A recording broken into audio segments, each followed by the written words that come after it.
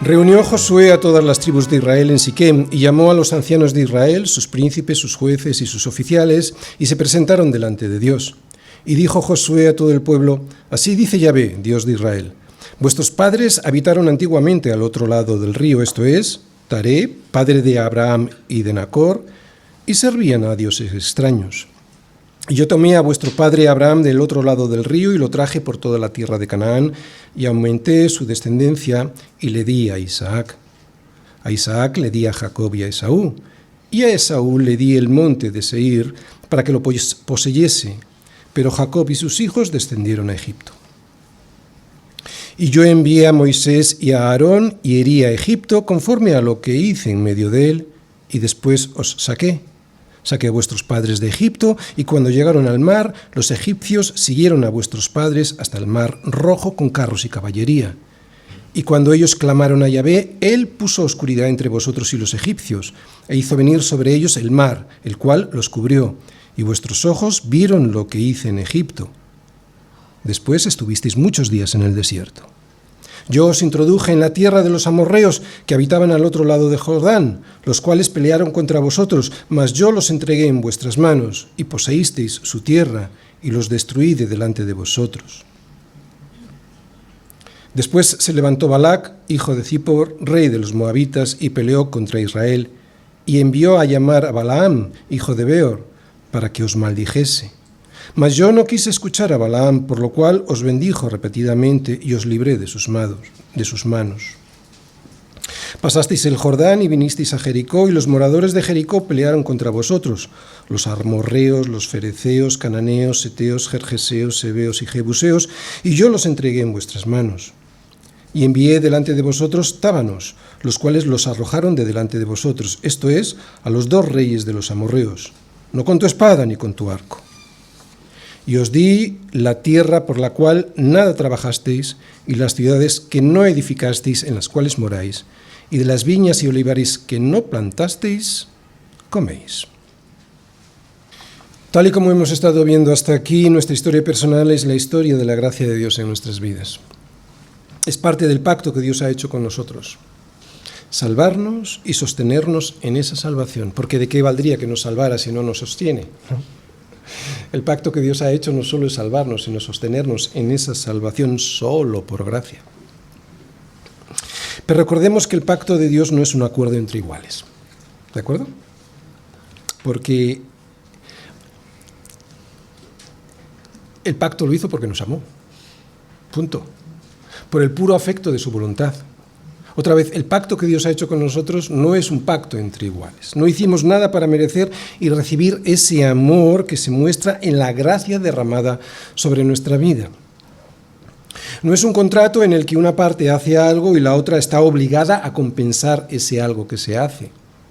Dios no está obligado a nada. Si así fuese, entonces como pago lo que mereceríamos, ¿qué es? La muerte. ¿Por qué?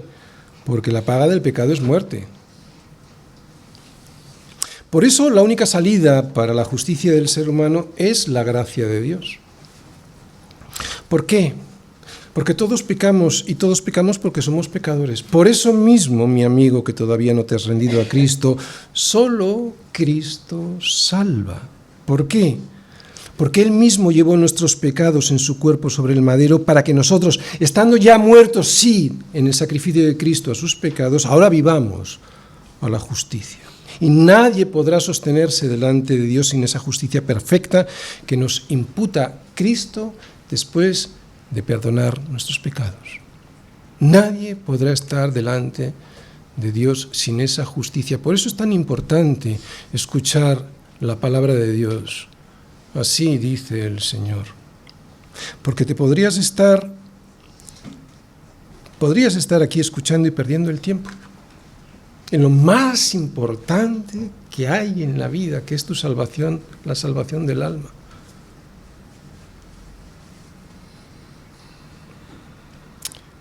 Dios Padre envió a Dios Hijo a morir en una cruz. Y francamente es obsceno, es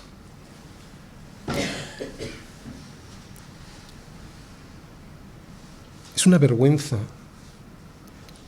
estar mirando para otro lado cuando Dios ha hecho eso, ¿no? Un sacrificio que hizo por amor